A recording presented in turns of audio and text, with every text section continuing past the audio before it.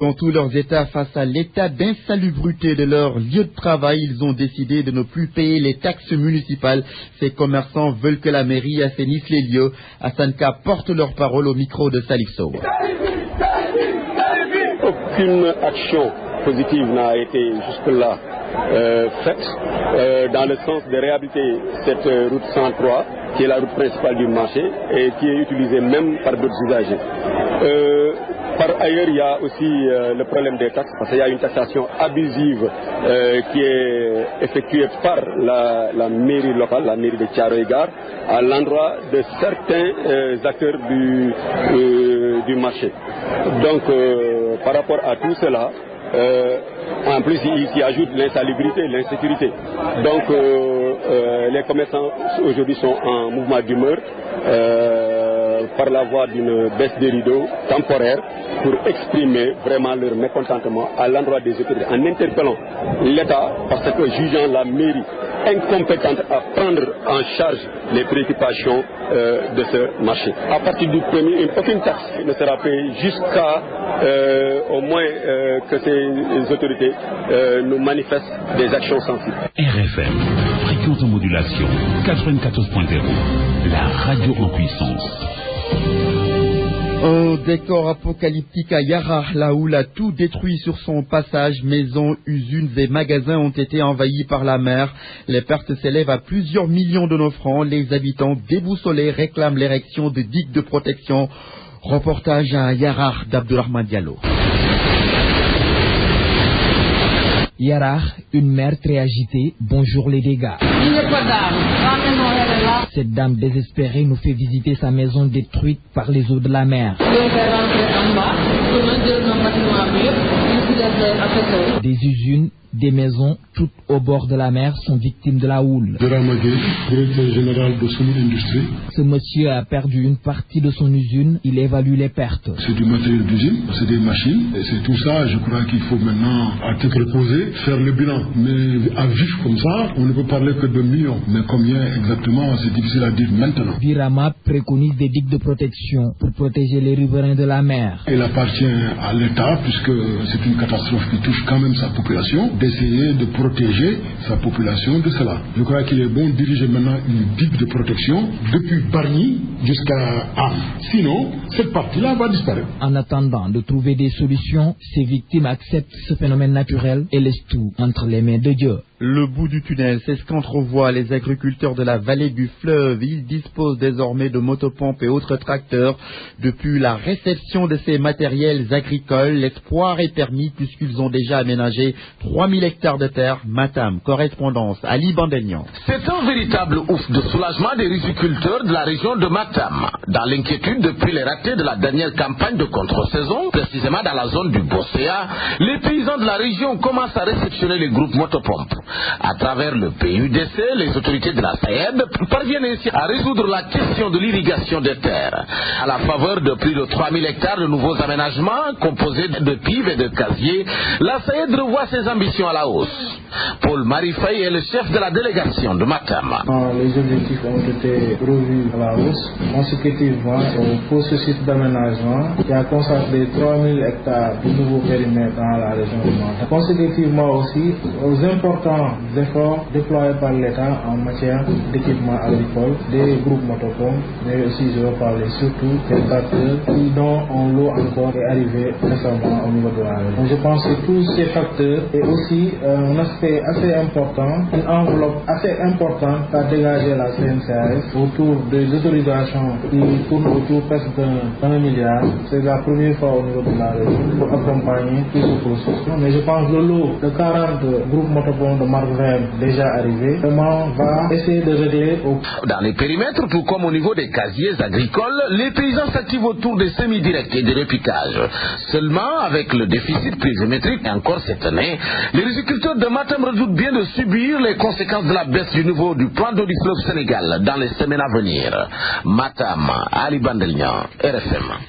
Intégrer les collectivités locales dans les programmes de lutte contre le changement climatique, c'est le vœu exprimé par l'Association des maires du Sénégal. L'AMS compte ainsi élaborer un document de plaidoyer en faveur des villes pour combattre le changement climatique. Ces maires ont organisé hier lundi une rencontre. C'est en prélude au sommet mondial sur le climat prévu du 11 au 13 septembre à Paris, à Dramé Ismaël Koli. Les collectivités locales veulent jouer leur partition dans la lutte contre le changement climatique. À l'occasion du séminaire international sur le climat, l'Association des maires du Sénégal veut construire des synergies entre les collectivités locales et l'État pour une meilleure prise en charge des questions liées au changement climatique. Abdoulaye Baldé, président de la commission décentralisation et démocratie locale de l'Association internationale des maires francophones. Conscient que le réchauffement climatique est une menace pour tous, mais que les villes sont les réceptacles des catastrophes naturelles liées au changement climatique et qu'il est de plus en plus important d'offrir aux villes des opportunités en matière de lutte contre les inégalités et pour l'éradication de la pauvreté. Les chefs d'État francophones ont demandé à l'Association internationale des maires francophones de continuer à accompagner les responsables locaux dans la définition de leur politique urbaine en la matière. Mais quel est donc l'objectif de ce séminaire? Élément de réponse avec le président de l'Association des maires du Sénégal, Aliou Sall. Ce séminaire a pour objectif de partir de l'expérience de partenariat entre l'État du Sénégal et ses villes pour construire un plaidoyer dont l'objectif est de faire porter par les autorités sénégalaises la voix des collectivités locales sénégalaises au niveau de la COP21. Selon les maires du Sénégal, il est essentiel de mettre en œuvre des projets adaptés pour atténuer les effets du changement climatique. 7h passées de 8 minutes, vous écoutez le journal dans RFM Matin et c'est une bonne idée. RFM, la radio de toute l'actualité. Le focus du jour, la portabilité des numéros devient une réalité à partir d'aujourd'hui au Sénégal. Chaque usager du mobile peut désormais changer d'opérateur tout en gardant son numéro. Le préfixe de celui-ci ne change pas également. Écoutons les explications du directeur général de l'ARTP, Abdou Karim Sall avec RFM. La portabilité des numéros permet à tout client d'un opérateur de pouvoir changer d'opérateur sans changer de numéro et sans changer de préfixe. Le principe de la portabilité consiste à aller chez un autre opérateur tout en gardant son numéro. C'est un long processus que nous avons entamé depuis 18 mois et aujourd'hui les Sénégalais pourront librement choisir l'opérateur avec qui ils veulent rester en fonction de la qualité de service qui leur est fournie, mais également en fonction de la qualité commerciale qui leur est offerte. À Sédhiou, les usagers saluent l'entrée en vigueur de la portabilité. Elle va permettre, selon eux, de développer des politiques de fidélisation des clients. Sédhiou Laminba. Ils sont rares les Sédhiouas que nous avons rencontrés dans la rue et qui ont une idée sur la portabilité numérique.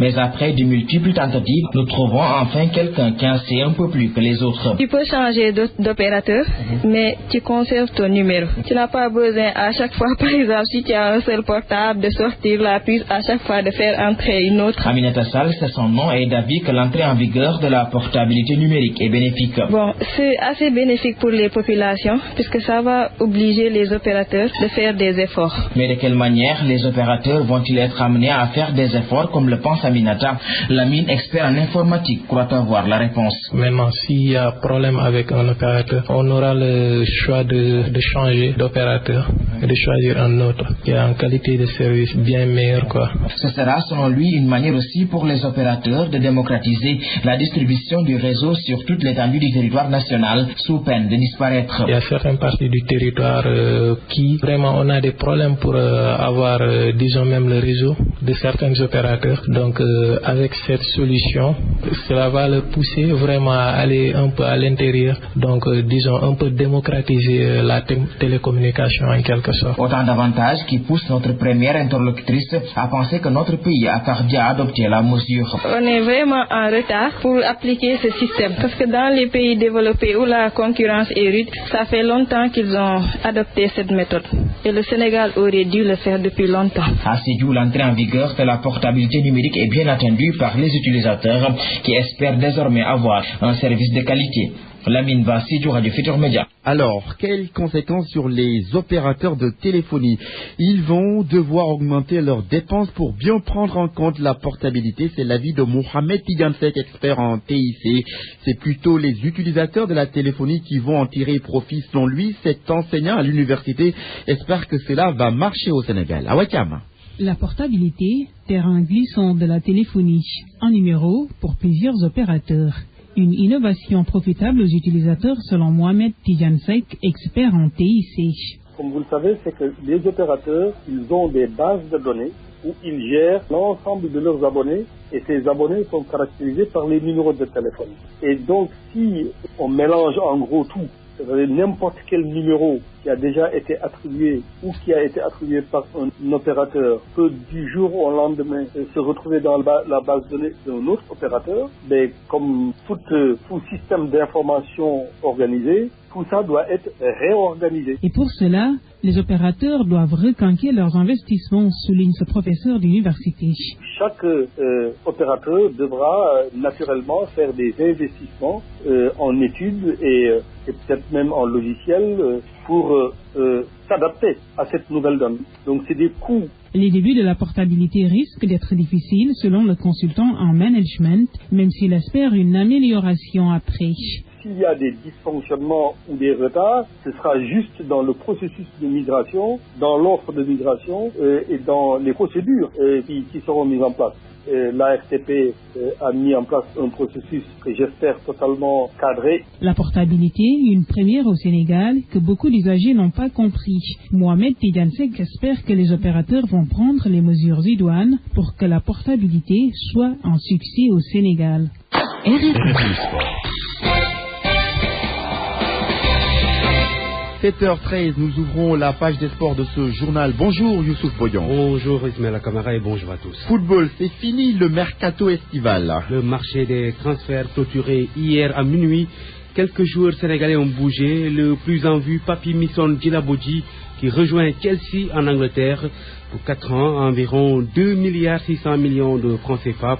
Le défenseur international sénégalais, ancien joueur de l'AS Saloum, quitte Nantes où il lui restait une année de contrat. C'est le deuxième Sénégalais chez les Blues après Dembaba. Pape Kouli Diop, notre joueur originaire de Kaolack, a rejoint l'Espagnol de Barcelone pour 3 ans. En France, Zargo Touré quitte le Havre et la Ligue 2 pour rejoindre Lorient et la Ligue 1 française pour 4 ans. Amara Babi, limogé par Auxerre, a rejoint Charleroi, un club de première division belge. Et puis Lise Gomis a été prêté à Frosinone, un club promu en Serie A italienne. Le record des transferts du mercato estival, c'est donc Anthony Martial, recruté par Manchester United pour 80 millions d'euros. Le jeune français de 19 ans, Ismaël, quitte Monaco et devient le joueur français le plus cher devant, imagine qui, le grand Zinedine Zidane. Ah, ça il faut le faire. Et puis il y a le transfert raté de David De Gea vers le Real Madrid. Le gardien espagnol de Manchester United rejoindra donc la Maison Blanche pour cause. Le Real aurait tardé à transmettre les dossiers du joueur à la Liga. Youssouf Boyan, l'équipe nationale du Sénégal de football attendue à Windhoek ce mardi. Le groupe de Aliou Cissé est attendu dans la capitale namibienne en début d'après-midi. Les Lions étaient en regroupement à Paris depuis dimanche. À noter la convocation du défenseur Djawandou Diagne, joueur du FC Barcelone, prêté à Casse Open. C'est pour pallier l'absence de Alfred Ndiaye, blessé lors du match de son club Betis Séville face au Real Madrid. Des échos de la tanière sera dans nos futures éditions avec notre envoyé spécial Malal Junior Diagne. Et puis notez dans vos agendas le match amical entre l'équipe nationale locale du Sénégal et l'équipe A du Cameroun. Match prévu cet après-midi à 16h30 au stade Léopold Sédar Senghor.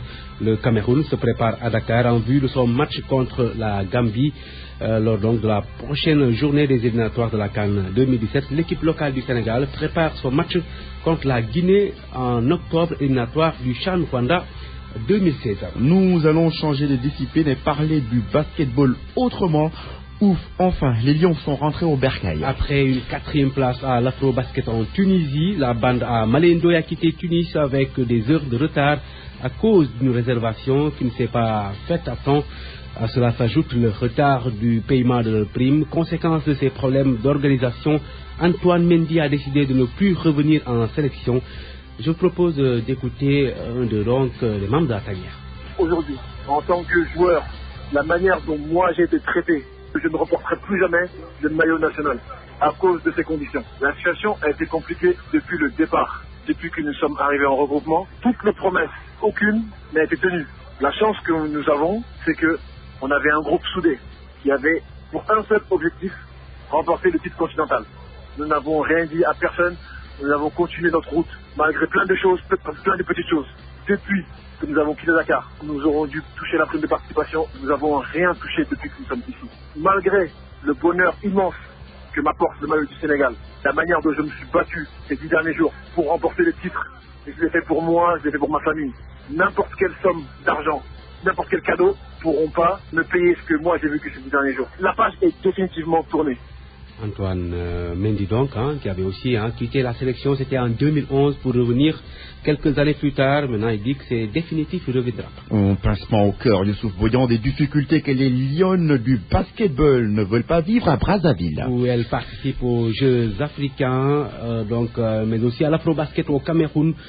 Son sélectionneur, le sélectionneur de l'équipe nationale féminine, Moustapha Gaye, a publié hier une liste de 12 joueuses et espère donc que les Lions et leur staff seront dans de meilleures conditions à Brazzaville. Il a fait face à la presse hier, le compte rendu de Soracham. Vu la situation des Lions du basket, des inquiétudes s'imposent au sein de la tanière des Lions. À cela s'ajoutent des primes non payées depuis l'entame du regroupement des filles de Moustapha Gaye. Ça me fait très peur parce que s'il est avéré qu'il y a des engagements qui ont été pris qui n'ont pas été respectés, ça pose un problème. Ça fait 40 jours que nous sommes en travail, nous n'avons reçu aucun sou de l'État. Mais nous faisons avec et nous espérons que dans les jours à venir, avant d'embarquer pour les Jeux africains, les joueurs rentreront dans leur fond. Des Lions qui ont besoin de tranquillité, surtout qu'elles doivent prendre part à 2 compétitions. Les Jeux africains d'abord, avant l'Afro-Basket. Mais le coach rassure. Essayer de gagner match après match et avoir les meilleurs résultats possibles. Dieu seul sait ce qui va arriver, mais nous allons nous préparer pour avoir une équipe compétitive. Si au bout du compte on a la CAN, on sera super heureux. Ce qui explique la liste des 12 publiée ce lundi. Un choix basé sur les différentes phases de préparation, excepté une nouvelle venue qui ne faisait pas partie de la liste des présélectionnés, Binta Diouf. Et le coach explique. Nous avons tenu compte de l'expérience, de l'état d'esprit et de la complémentarité dans le groupe. Binta Diouf, c'est à partir d'une évaluation que nous avons senti le besoin de renforcer un peu notre jeu intérieur, les positions 4 et les fortes, parce que nos principaux adversaires n'ont pas des pivots de grande taille de 2 mètres, mais ils ont des pivots qui savent jouer dehors. Nous avions besoin de renforcer, parce qu'à ce niveau-là, on n'avait que Manmari et Outouré. Nous avons préféré renforcer ce secteur qui nous paraissait assez juste. Moustapha Gaye est d'ajouter que des mesures supplémentaires sont prises pour qu'il n'y ait pas de regrets et une équipe épuisée, vidée de sa fraîcheur avant la fin des 2 compétitions. Pour le moment, les Lions continuent leur regroupement. Et Soracham qui me demande de vous annoncer que l'équipe nationale féminine du Sénégal devrait disputer 2 matchs amicaux avant son départ pour Brazzaville, Ismaïla. Merci Youssouf Boyan. Pour moi, RFM, c'est la radio de la réactivité. RFM, partout, tout le temps. Le dossier société de ce mardi s'intéresse à l'hôpital Youssou Mbargane de Rufisque. Les eaux usées de cette structure sanitaire sont directement déversées dans les maisons voisines, effarant. Les populations n'en peuvent plus. Isidore Alexandre Sen. La dernière fois qu'il pleuvait, je suis sorti moi-même. Le mur a été défoncé. Du coup, ma maison, mon salon, tout a été inondé. Et vous savez, c'était de l'eau vraiment nauséabonde. C'est du sang collecté. Quelle est la situation que vivent les voisins immédiats de l'hôpital Youssou Mbargane? Depuis un bon bout de temps, les fosses septiques de la dite structure sanitaire constituent une réelle menace pour la santé de ces populations. Il est facile d'attraper certaines maladies comme le choléra, l'Ebola et derrière c'est pire. Pourtant, la situation a été portée sur les revendications du syndicat autonome de la santé. Amadou Diop, secrétaire général du syndicat section Youssou Mbargane, par ailleurs responsable division hygiène et santé de l'hôpital. Nous confirmons, seule la vérité est intéressante. C'est les eaux usées qui viennent de l'hôpital. Le 6 services de la maternité, post-op, urgence, médecine, les 2 blocs, ça fait un trop plein d'or. Aussi, en tant que syndicat, ça faisait partie d'un des points de notre plateforme revendicative et qui n'est pas encore satisfait jusqu'à présent. Cette femme a récemment déménagé non loin de l'hôpital, une erreur qu'elle n'aurait jamais dû commettre, regrette-t-elle. J'ai beaucoup regretté le L'établissement est censé apporter sa contribution au bien-être de la population, mais hélas, la situation est tout autre. Nous sommes là avec l'hôpital, mais il ne nous sert à rien, parce que les gens de l'hôpital déversent leurs eaux usées ici. Moi qui vous parle, mon fils est malade.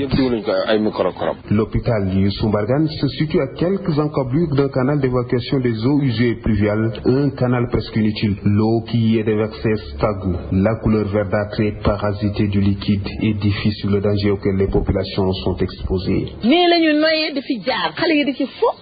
C'est cette odeur que nous respirons. Nous passons chaque jour ici. Nous avons interpellé le directeur. Il continue à défoncer le mur. Cette saleté qui provient de la structure sanitaire est souvent mêlée du sang et d'objets de toutes sortes, à en croire certains. Et là, l'odeur qui se dégage est irrespirable. Vous voyez nettement que l'eau est mêlée du sang. Il y a des objets comme des seringues et les enfants ramassent tous ces objets. Vraiment, nous avons peur. L'hôpital était censé nous aider, mais à la limite, il nous expose. Ici, ce ne sont les fosses septiques. L'environnement hospitalier fait également graisser des dents. Les alentours de l'hôpital sont étouffés par les ordures et tas d'immondices qui jonchent le sol. Des eaux nauséabondes, des ordures, tout un cocktail de saleté. La suite coule de source. Les maladies ne manquent pas aux grandes dames des habitants de Djorgue et autres quartiers environnants. Et l'État est interpellé par cette femme. Il faut que les autorités nous aident, qu'ils fassent un canal.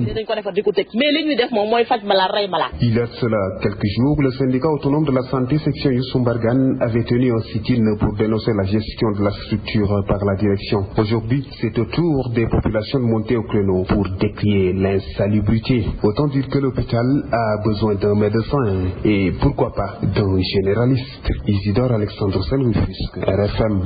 RFM, la presse du jour.